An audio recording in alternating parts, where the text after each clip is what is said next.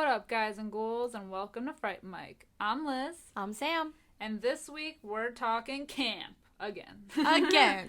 We're going to be talking about 1981's The Burning. The Burnting. The Burnting. And so, in keeping with our theme this month, which is campers, killers, and creepers, I'd like to say that this episode specifically is focusing on creepers.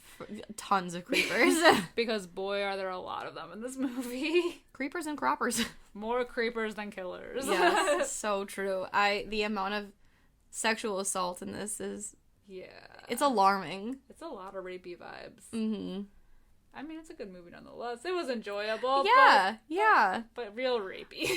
Here, fun fact, not fun fact because we're talking about rape, but maybe this is an insight to, I mean, this came out in 1981, and when did we do the Me Too movement? Like 2016, 2017? I feel horrible, I don't know that. Somewhere in there. Did you know this movie was written by Harvey Weinstein? Not surprising. Right? I feel like I read that somewhere, that this movie kind of like put him on the map. Yeah. And it makes sense. It's come full circle for him. It has. I didn't know that, and I was like, watching this movie, I'm like, wow, this is like a lot of like uncomfortable like sexual assault. And then I read it was like Harvey and Bob Weinstein's like one of their first like writing, credits or like big writing credits, and I'm like, yes, that I see that now. I get that. That makes sense. Yes, which is horrible. That's so horrible. But, we're reviewing the movie anyway, and it's not bad. Because it is a camp. It is a camp movie. It's like if, if like Sleepaway Camp and Friday the 13th had a baby.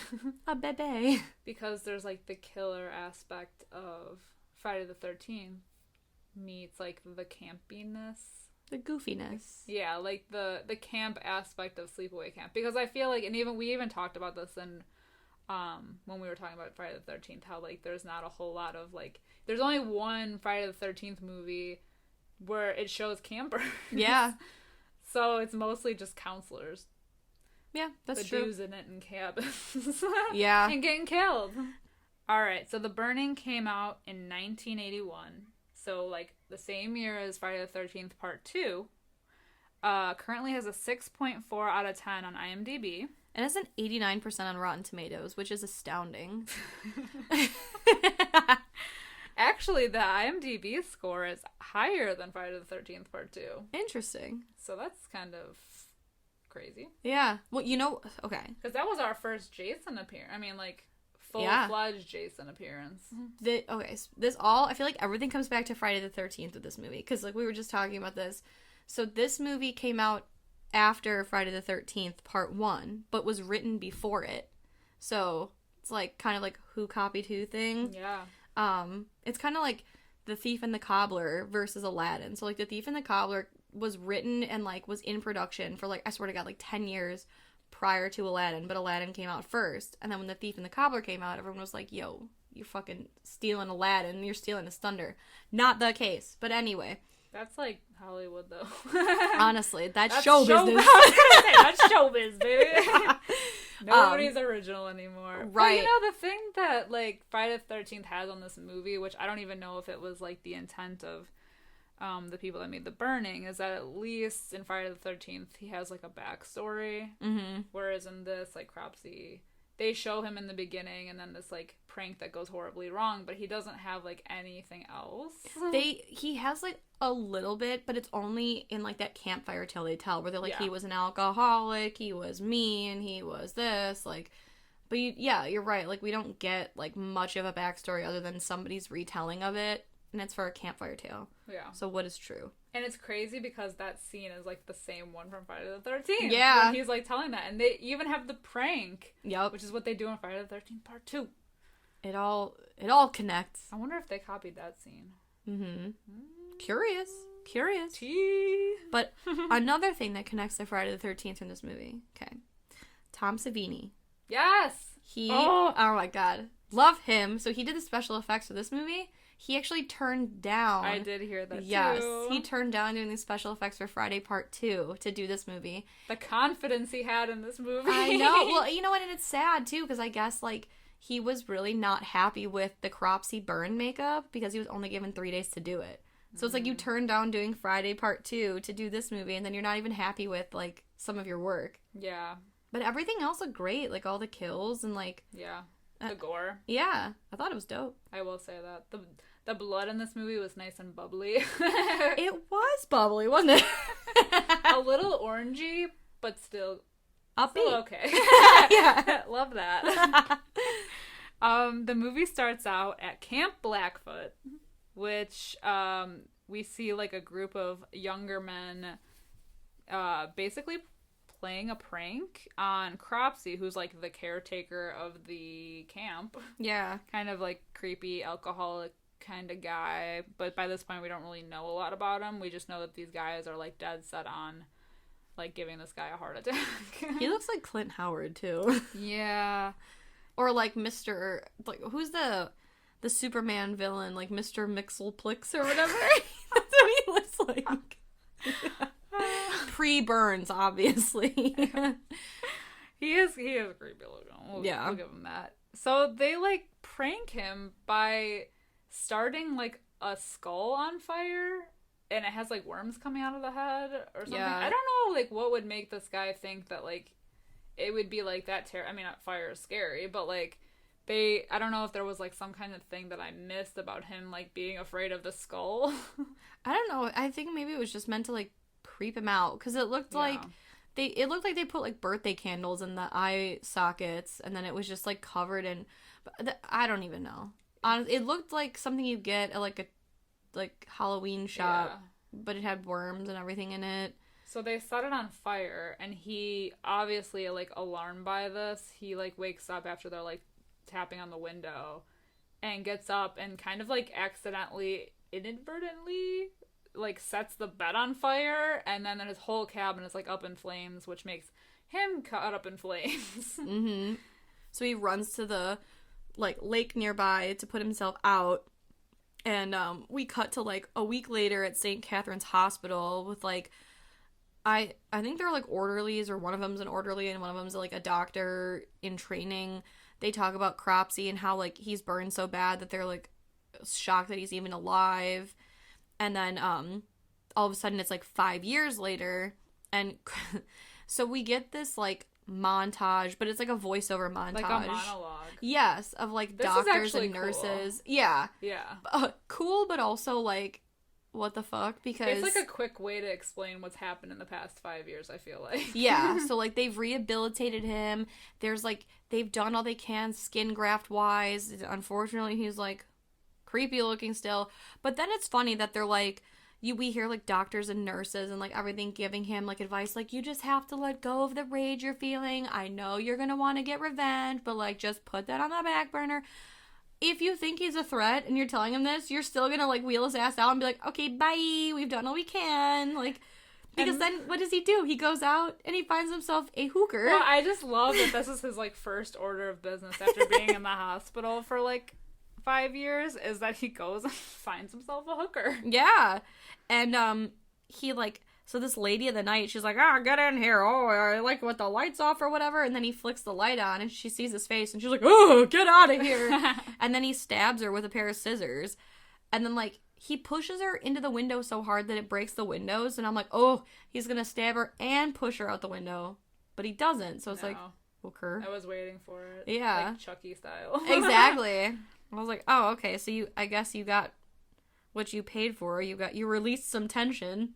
Then we cut to, I don't even know how long this is, but we go to another camp, Camp Stonewater, and we see like campers kind of like playing baseball, and oh my god, was I shook when I saw George Costanza's in this movie. The Summer of George! The Summer of George. Jason Alexander's in this movie. This was his first feature film. And his only horror movie. Fun fact. Yes. Also, he has hair and it looks fake. I'm sorry. It just does. Like, I know it was real, God bless him, but it looks so fake because I'm so used to seeing, bald-ass George. I love it. Also, the guy who plays Alfred, who's one of the main characters, he's the guy that plays Mark Ratner in Fast Times at Ridgemont High.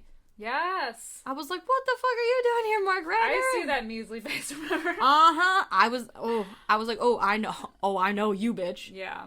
But, yeah, like you said, George's first acting credit. George Costanza. Can't Can't stand stand ya. Yeah, so campers are playing softball. There's so many boobs and, without bras. They're just bouncing around.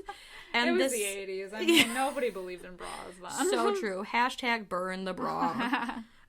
So while George is over there looking at a juicy booty, there's a girl apparently named Tiger with a Goomba haircut. And she looks like a tiger. She looks like her name would be Tiger. She does. She chases after a ball that like went rogue in the woods, and we get our first Cropsy. And like lurker scene. Yes, Cropsy be creeping. But so he's like creeping on her, and she's looking for the ball, and at the last second she finds it and gets away. The next morning we meet Sally. Now, there's a lot of people in this movie, so try to keep up, because I could barely. Yeah. We meet Sally, and she goes to the showers, the communal showers, in one of the longest shampooing scenes I've ever seen. We hear, like, the door creaking, and obviously this, like, freaks her out, and she screams, but lo and behold, it's just our boy Alfie. Oh, good old Al, just being a mega creep, and he's... Mega peeping Tom. Yeah, so, like, as Michelle, who is a counselor, wakes up all the girl campers, she hears the screams, everyone goes running, we see that Alfred's been creeping, and he's like, I just wanted to scare her. So he gets a talking to by the other counselor, the male counselor, Ted, who tells him how 5 years ago, at a nearby camp, him and his friends were sent home due to a prank gone wrong. So he better fucking shape up or he's gonna ship out. He also looks 40. He does look 40. And also, I'm very confused because they do not keep it a secret that he was part of the original, like, gang that pranked Cropsy. Yeah. Like, he really just flat out says it right here. Like, 5 years ago, we played a prank, and it went wrong, and I got sent home from summer camp. Well, then, like, later in the movie, we'll get to it, but I feel like they tried to do this whole, like, yeah. Oh my god, it was Todd all along. Yeah. But we'll get to that when it comes. He also kind of looks like a C-rated Christopher Reeves. I feel that so hard. That is so true. That is the best way to describe what he looks like. I do like him, though.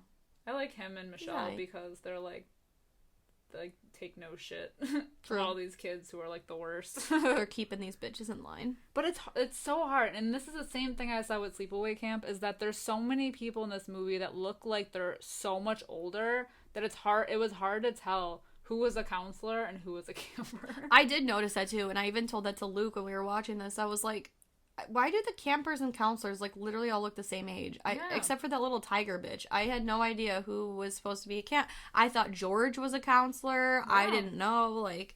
They all look the same age. Yeah. The Glazer looks like he's fucking 40, and he's hitting on Sally, who looks like she's 18, like... Oh my god. It's hard. That's why I was like, I don't even know who's in charge. And the only ones I know for sure were Todd and Michelle. Yes. Speaking of Glazer is the, like, quote-unquote, like, big man on campus, I guess. Musclehead. Yes, and he threatens Alfred like a real macho psycho, and he was like, I'll put my foot up your ass if you look at my girl again. And I thought, like, Sally... He's a real wiener. Yeah. So, like, I thought Sally and Glazer were, like, a thing, but it turns out he just likes her a lot. So, like, Todd intervenes, and, oh, this is where I literally wrote, Todd intervened. All campers and counselors look the same age. What the fuck? So then... It's true. It's true. And then from there, we get a beautiful swan dive by George Costanza and co. So majestic. So beautiful. This is where I was like, oh, here we go. His toupee is going to come off. But then this is when I was like, oh, it's attached. It's attached to his head. I love that for him. So they, like, all go diving in the water, and Glazer pushes Alfred, and I guess Alfred can't swim. So George and co save him. He is an MVP in this movie, George Costanza. He really is. He tells off the baddies and defends he's like Robin Hood. He is! He steals from the rich and gives to the needy. George with the head of good hair. Yeah, I like how they get their revenge, though, by, like, shooting Glazer with the pellet gun in the ass. Yes. So, like, Glazer then dives to, like, this dock where the girls are hanging out, and it's just, like, so cringy, because he's like, hey, Sally, hey, pretty girl, wanna go swimming with you, pretty girl? And she's like, fuck off, dude. He's like, so sweaty. Why is he so sweaty? He's got the sweat stash. He's got a full body sweat going on. But yeah, you're right. So, like, they are pelting him with, like, a pea gun, and then this is so rude. I wrote the husky girl because I didn't know her name. She's a little thicker than the rest, which there's nothing wrong with it. I love a husky girl. We love that for her. We love that for her. But she pushes Glazer in the water, and then they're all like, ha. Well, he was being a wiener. Yeah, he was. So they're laughing at him like he's a wiener kid. That night, we have the Cropsy, our lurker, stalking the guys' cabin, and they're just doing what normal guys do, I guess, in the 80s at camp. They're just, like, talking about nudie mags and reading nudie mags and talking about rubbers. Oh my god. Well, let me just say, because Glazer gets, like, uppity with George Costanza, because he's like, did you give me what I wanted? And George is like, fuck yeah, I did. And Glazer looks in the bag, and he's like, this isn't what I asked for. I asked for lubes, meaning lubricated condoms. But me, I was like, honey, lubes? I've been asking for lubes forever, honey, and I do not have fucking lubes. I want fucking free lubes. There's always time for lubricants. I know. But I mean Louboutins, not lubricated condoms. So I was like, ooh, big miscommunication there. I thought for a second he was going to say, I need it for my Magnum dong. For my monster dong. Oh my god. Oh my god. But while they're all, like, talking about nudie mags and rubbers, Alfred spots a spooky face in the window. Our lurker, Mr. Cropsy. He looks like Nemesis from Resident Evil. Yeah. But, like, if he were made out of bubblegum. Well, later they go to the mess hall. Yes. The dining hall, the mess hall for dinner, and they're just having, like, typical banter, but one of the guys in the group, Woodstock, he goes back to get his vitamin E. Sure. For reasons? Sounds made up, but alright. Yeah, and then, like, one of the older counselors, I don't even know if he's a counselor, if he's, like, the head of the camp, I think, he mentions that they're all going to be taking this, like, canoe trip with, like, the younger campers. Yeah, it's a 3-day, like, canoe trip. Intense. Yes, to Devil's Literally Creek. intense. Oh. Intense. I'll see myself out. So, at night, so, like, they, like, canoe all day, and it's like, oh my god.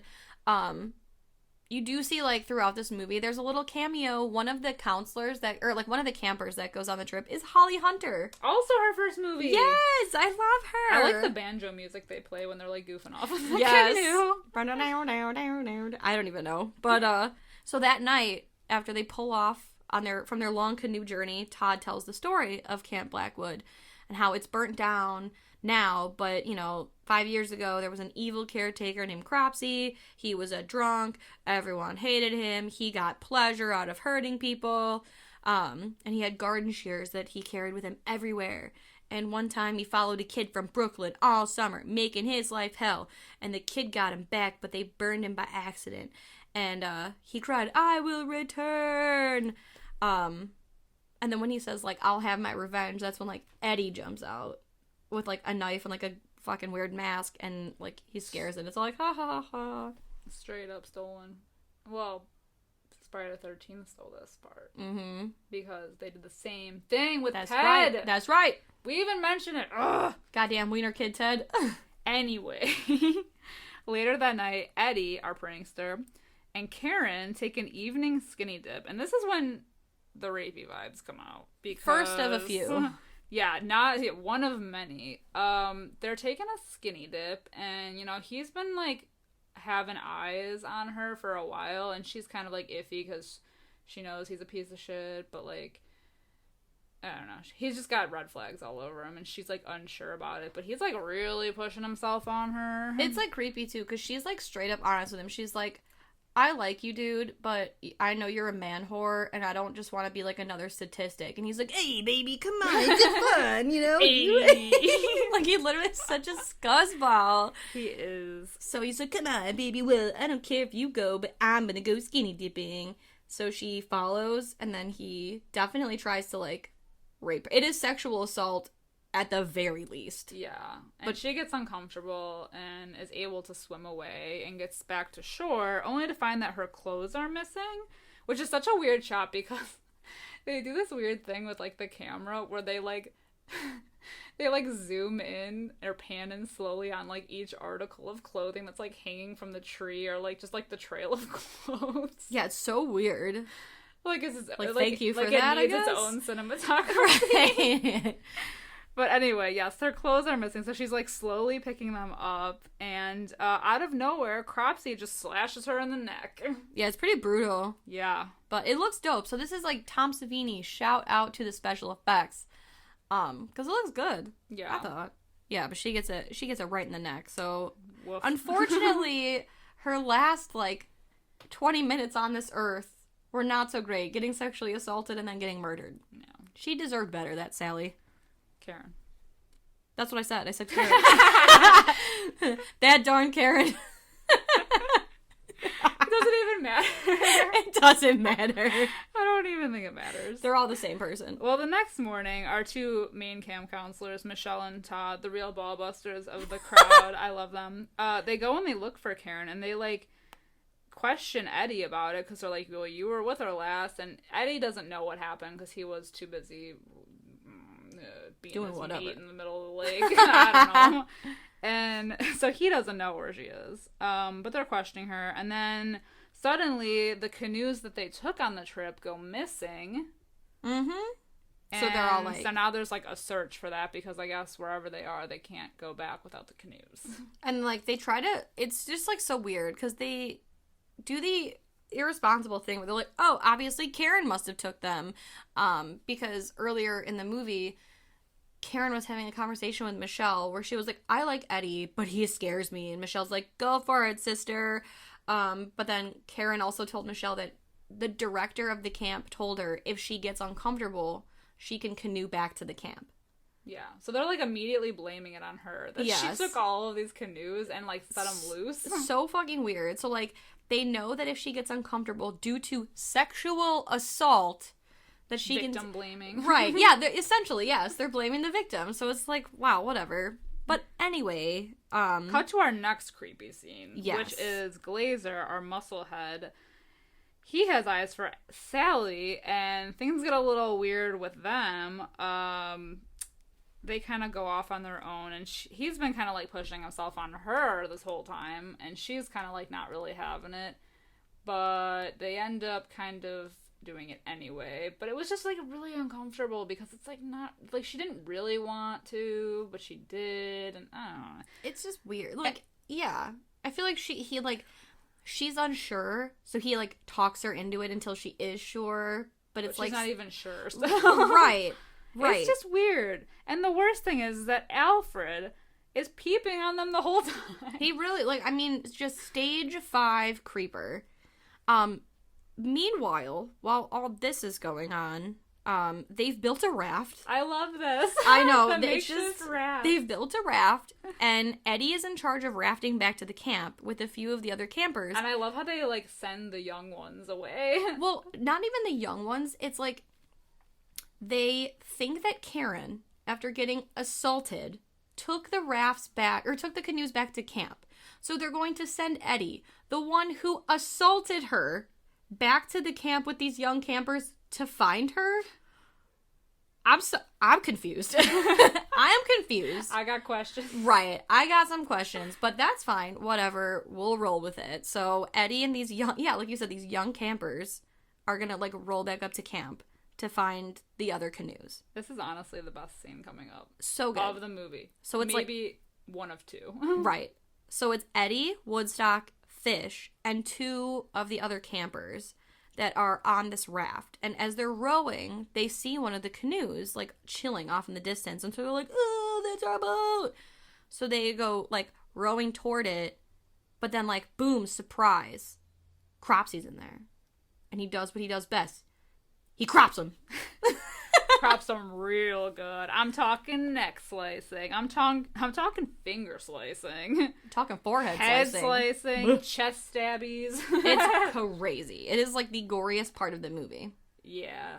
And it's so surprising. And it happens like one after another. And these must be the sharpest scissors that I've ever seen. I know. And he raises them real high and They're proud. like shears, but like they look like scissors. They do look like scissors. It's very dramatic. Yeah, the way he holds them above his head. Huh? Yes. Very dramatic. But yeah, it is such a cool scene. It is. He makes quick work of them. Yeah. I mean, it's kind of like campy at parts, especially when he gets Eddie, because he's like laying down and clearly it's like like his head and like a fake body. He's like, ah! like the Kevin Bacon thing with his like where his head is sticking up. Yeah.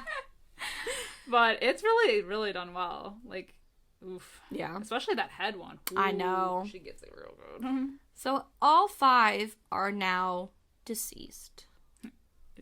Rip to the Raft fam. K.O. Yeah, K.O. So then Sally and Glazer, they do bone. They end up getting it on in a sleeping bag. High class. I'm talking high class. I busted out loud after this scene because when the second that they're done, Sally goes, "That's it?" He's like, yeah. It just reminded me of Wolf of Wall Street when, like, he does it with Margot Robbie for the first time. And she's like, "Did you finish?" And he was like, yeah, I finished. He's like, "Did you?" She's like, "No." I'm forgetting Sarah Marshall. She's like, "Is it?" I can't, but I literally, like, I took a drink and almost spit it out when she's like, "That's it." That he's a 2-pump chump, wouldn't you know? Oh. Why you gotta say pump? And I just love it because, yeah, after she's like, "That's it," and then he's like, "Are you cold?" She's like, "Yeah, it's not like you really warmed me up or anything." Ooh, burn. Sally with the zingers. She is a queen. Oh, she crushed his confidence real quick. He kind of needed that, though. He needed to be set down a few pegs. He did. Oh, Glazer goes off to get wood. By this point, it's... More ways than one, I'm sure. Because he didn't have any to begin with. It's so confusing at this part, because I feel like it was, like, daytime, and then it's nighttime, and now it's daytime. I don't even know. Okay, so here's the... Because day I noticed that, changes. too. Because there were a few scenes where I wrote, like, that night, and then it was, like, the daytime, and I'm like, wait. So I was reading on this movie, apparently a lot of the shots for, like, the nighttime were shot during the day. Because I was confused why he was getting wood, and it was like...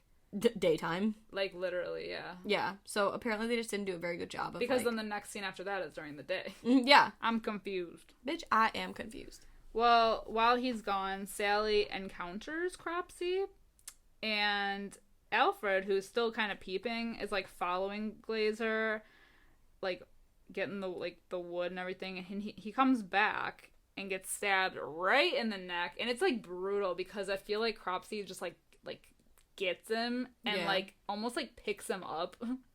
Ooh. Yeah, it's, like, he's levitating. Yeah. He is Chris Angeling him. He's Chris! With those shears. And Alfred can see the entire thing going down. Yes, and, like, so this is the funny thing, too, is, like, Cropsy was hiding in a sleeping bag. Because Michelle, no, what the hell, who cares? Sally. She was in the sleeping bag, but she got cropped. She got cropped, like, real hard. Yeah, so then Cropsy was hiding in the sleeping bag when Glazer showed up. So I just thought that was funny, too, because I'm like, it's just like, where's Waldo, but, like, where's Cropsy? Because he just literally pops out of anywhere. He does. He got from that canoe to that sleeping bag real quick. Real quick. He's real speedy.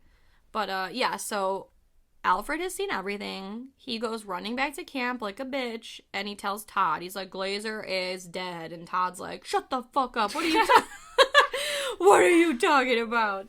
So then they go back to the scene of the crime, and, you know, so Todd can see for himself. But then Todd is also attacked by Cropsy. You getting cropped? I got nervous here. I thought our beloved Todd was gone. I know. It's a fake out, though. But Alf. But Alfie boy, he goes and, like, runs off and hides in the woods.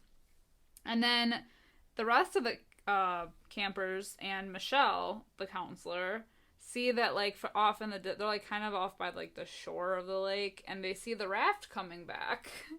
And they're like, okay, that's weird. And they see, like, everyone's kind of, like, laying on it. This is, like, the second bus scene. Yeah. Because they're like, well, what are they doing? Are they, because everyone's pranking this whole movie. So it's like, they don't know what to believe.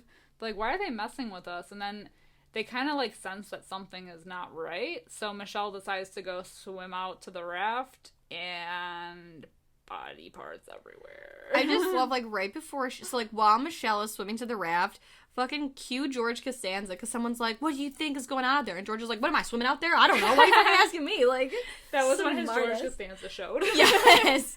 Yeah, so, like, it reminded me so much of, like, Ghost Ship, where she falls into, like, the water, and, like, you just see, like, the body parts floating everywhere. It's all bloody. She, like, pulls that arm off. She does. And then right when she goes over, it's almost like Poltergeist when she's, like, in the pool, and, like, that body just kind of pops up out of nowhere. Because that's exactly what happens. One of them, like, must have fallen off the raft, and they just kind of, like, woo. Isn't it Woodstock? I don't know. It's one of them. It's one of them, But it, like, bobs up, and she's like, ah. Which makes me laugh. Like, it's like that scene in Sleepaway Camp where, what's-his-face, Mel goes looking for Meg, and at the perfect time, she just flops out and does, like, a face plant on the ground. He's like, oh, not you, Meg! Like, the body was just bobbing under the water until Michelle swam up, and then it was like, bloop! Right at the perfect moment. They couldn't have timed it better. Oh, God. So, obviously, they're a little shook by all this, but they do manage to get all the bodies and what's left of them off, and Michelle decides to take the campers on the raft to really head back this time to get help. But while that's going on, Todd did show his position. Todd is alive. So now, like, because he saw Michelle right before she found the bodies. So now, like, Michelle has a purpose. Like, she's going back to camp. She's going to drop the little kitties off, make sure they're safe, and then she's going to bring help back. So Todd, he, like, stays to look for Alfred. Yes. And then Alfred's still, like, running around the woods like a little bitch. Yeah. And he's, like, running from Cropsy. And it's funny because, like, Alfred runs from Cropsy. Todd runs after Alfred, and he's, like, wielding an axe. So it's, like a three-way chase. It's, like, very Scooby-Doo. In one door, out the other. Yeah, and the whole time that Alfred is, like, running through the woods, we're getting, like, images of him getting stalked from Cropsy. So he knows what's up. Meanwhile, the raft, like, returns to camp, and Michelle tells the director, like, there's a killer out there. Look, these kids are fucking shook, man. And so, like, they take this little dinghy out to, like, where they were, like, camping. And this must have happened, like, off screen, but all of a sudden, like, they talk about, like, oh, thank God the cops are sending a helicopter. And it's like, wait, what? You called the cops? They're sending a helicopter? When did this happen? Yeah. Right. So the cops are on their way. Which never really happens, I feel like. We get that helicopter. But I mean, it never happens that they get to the point where they can call the cops. That's what I'm saying. Like, what? In, like, these movies. Right. You know. So, although in Sleepaway Camp they did. They just didn't take advantage of the fact that they were there. Ah, that's true. They were trying to cover it up. True. But yeah, they do show up later. But, so while Michelle is making her way back to them, Cropsy gets Alfred, and, like, it's, like, weird because, and I always feel like there's, like, some kind of weird thing in the woods, but Alfred, like, stumbles upon these, like, ancient ruins, it looks like, or, like, a house that burned down or something. I think it's, like, mining ruins, because when they go in, there's that mining cart. Yeah, he, like, goes in there, I don't know why, but, Cropsy ends up finding him, and just, like, pins him to, like, the wall with the scissors. But only one hand. Like, yeah. This is what makes me laugh, is, like, Alfred's entire rest of his body, including his other hand, is free. Except for the one hand that Cropsy pinned. So he could have pulled it. Yes. So, anyway. We'll just pretend that that's not a thing.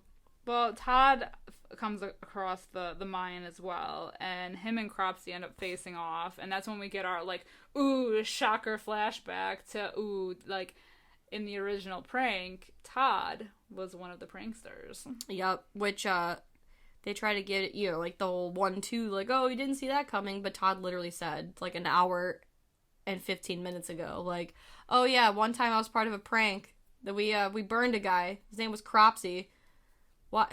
Okay. Like, it's some big reveal. Right. But we also get our first, like, full-on shot of what Cropsy looks like, all deformed, and he looks like a chick embryo. It does. Oh, my God. He just looks like, to me, he looks like if Nemesis from Resident Evil was made out of, like, chewing gum. Like, someone took 6 feet of bubble tape and chewed it up and made him into a masterpiece. Like, that's what he looks like.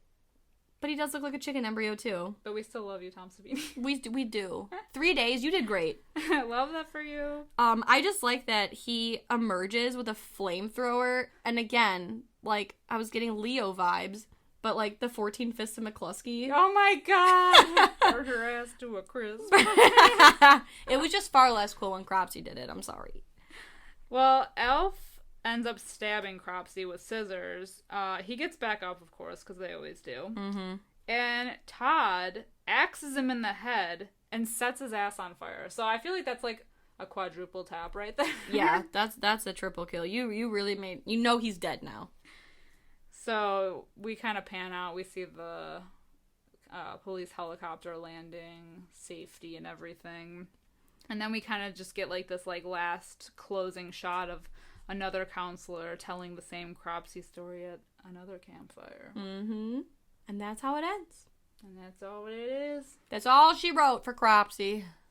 I do like that this was like more of a realistic camp setting. You know, it was kind of like sleepaway camp, like the same comment I made there where like at least you can actually see it, like, and it gives you like a chance to like meet more of the characters and like care more about them, like GC, our man. I know, the Summer of George. But it has like the mixed slasher elements of Friday the 13th. I have to be honest with you. The first time I saw this movie, I did not like it, like at all. Like, if you would ask me to rate this movie upon first viewing, I would have gave it like a 1 out of 5. Like, just was not a fan, straight up not a fan. I watched it this time for the podcast, and I liked it a lot better, so I don't know if I was just in a shit mood, but... Or maybe you've grown to appreciate not great movies. True. Even more. True. I think I just, like, I didn't know what to expect the first time, and I was let down, but now that I know, like, what it was, I was able to watch it through, like, different eyes and, like, really appreciate it. Yeah. Well, what would you give it now? If I had to give it a rating now, I'd probably give it, like, middle of the road, like, 2.5 out of 5. Okay. It's not great. It's not bad. It's good. I'm surprisingly giving it a 3.5 out of 5. Hey! I don't know why it's so high, because it's not, like, a great movie, but I, like, really enjoyed it regardless. Yeah. Like, I had a good time. I mean, rapey vibes aside. True. Could have done with less of that, but it was fun, you know? Yeah.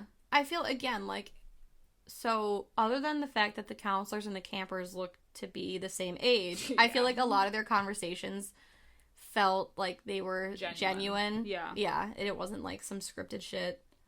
So, yeah, I enjoyed it. I also felt like Todd, as much as I love him, he aged like 10 years in this whole movie, so...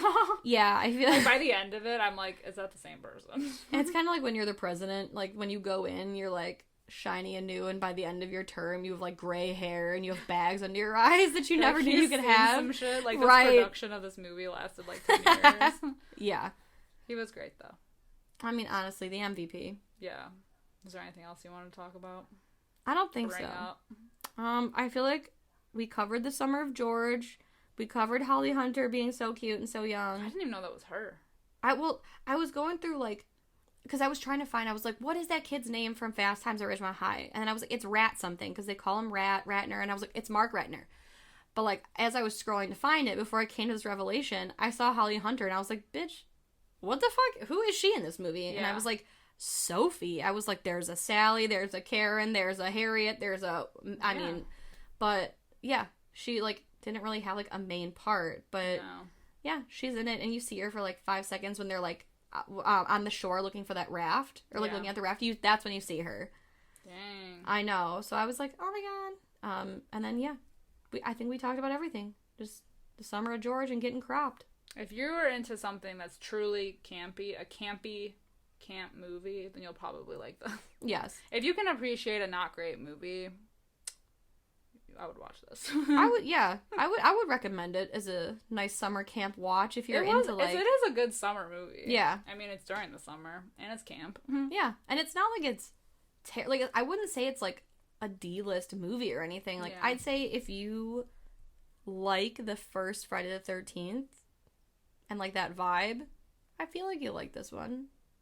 I feel like it's got the same vibe. To me, it's the same vibe. Yeah. You know? Yeah, I would agree. Yeah. All right, guys, that's going to wrap it up for this week. We hope you enjoyed The Burning. The Burnting. Make sure you go and follow us on social media. We're on Facebook, Instagram, and Twitter. Let us know what you think about this movie, as well as the other movies that we covered. I know we had some pretty good comments about people talking about which ones they love the most. So, yes. Yeah, let us know. And if you're new here or you haven't heard, we do have a Patreon now. And we post, like, bonus content on there. Go ahead and give us a follow. Just check it out. If you like what you hear and you want more, head on over. We got some good stuff going on, and we have even more planned for the future. More spooky content. Yes. And oh, go ahead. Go ahead. I was just going to say, interrupt. if you like what you hear, don't forget to rate us, give us 5 stars, anywhere where you can rate your podcasts, because we truly appreciate it. We do appreciate it.